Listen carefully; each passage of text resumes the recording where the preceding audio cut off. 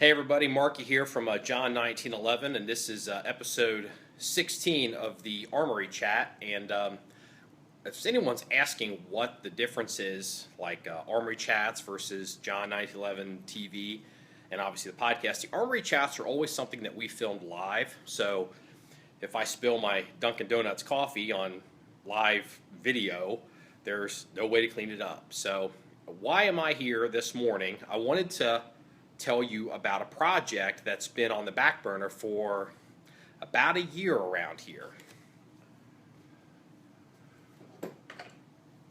We are going to take an 1895 shotgun. No, 1897. My bad. I haven't had on my coffee yet. 1897 shotgun. This was, I believe, a sporting gun that was converted to cowboy action kind of format, so I guess maybe kind of a riot gun format. It's a takedown model, and the person who we heard that we got it from had retired from cowboy action shooting, so it's a takedown. It's been cut. It's had a brass bead put on the front. It's actually even been threaded for chokes. I need to figure out what kind of choke that is to see if I can get more chokes for it. If anybody has any idea, or maybe maybe we'll talk about that later. I can hook you up with some t-shirts or something. So this has been in the Armory for a while, and I've always wanted to do a trench gun, but we've been too busy and all of that. So what is a trench gun? My definition of the 1897 trench gun is a 1897 gun with a heat shield and a bayonet on it. Now I know there's some specifics between sling mounts and all that. And again, I'm not the expert on the trench gun, but I wanted to tell you about a product we ordered for the trench gun. This is if you're in the market for a trench gun, you will quickly discover that you need to get a heat shield, and a real one with the bayonet lug, with the bayonet mount and lug.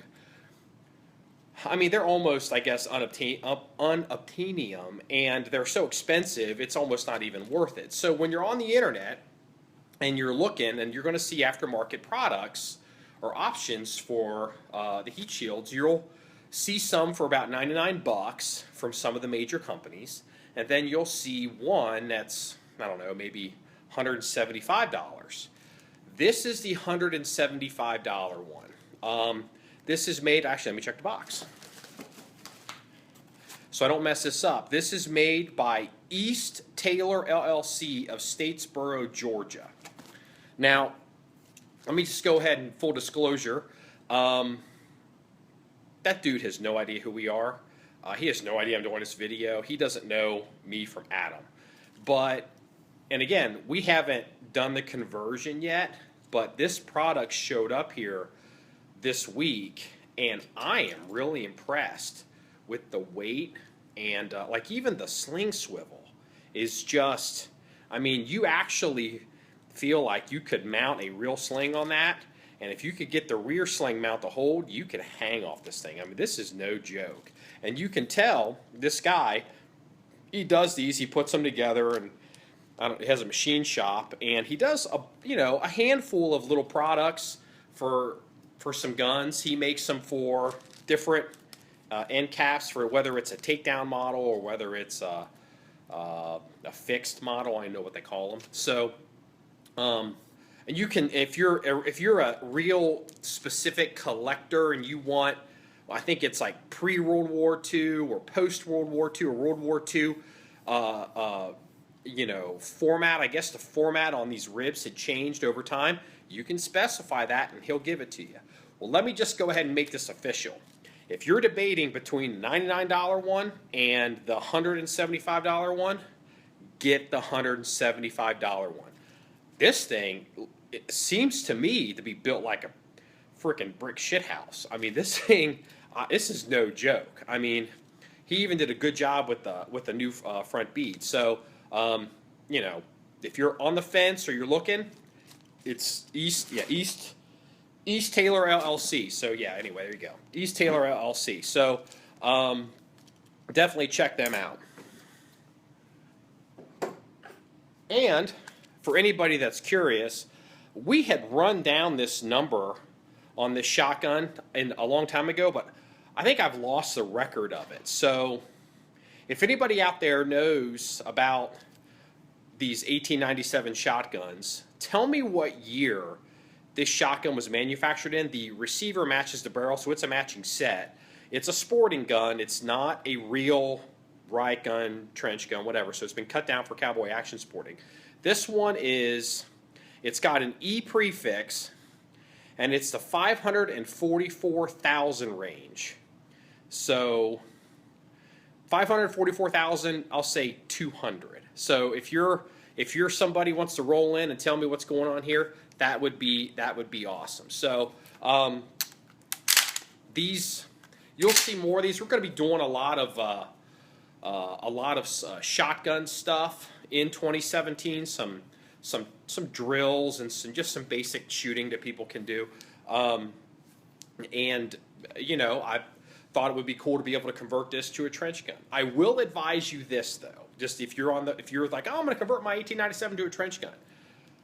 That heat shield on the front, I think you have to do a little bit of modification to your barrel to get it to fit, and that'll be Freeze's job. Freeze does not know this all came in. This is another project for him. He's our resident gunsmith, so he'll figure out all that stuff. But you know, if you got granddaddy's old shotgun and you're like, I don't want to cut into the barrel, or I don't, you may want to think twice about it. And the other actually more practical thing is, unlike say maybe a Mossberg 590 with a heat shield, this is so such a small structure that I can easily see, if you're not really careful, you could ride your fingers on that shield and it might get your attention. So, all right, that's really pretty much it. Wanted to do a quick Armory chat. Everybody, thanks for watching. We will repost these on John 1911 on YouTube, on our YouTube channel. We also have them on Vimeo, so if you like, there's a pro tip for you. If you like watching videos and apps on your phone, and for some reason you're tired of YouTube, check out Vimeo because the quality's higher. They don't screw with you. And the reason is because I pay big money to use Vimeo. So, all right, episode 16, John 1911, Armory chat, episode 16 of the Armory chat is in the can. Everybody, remember, it's all about shooting guns and having fun. Have a good day.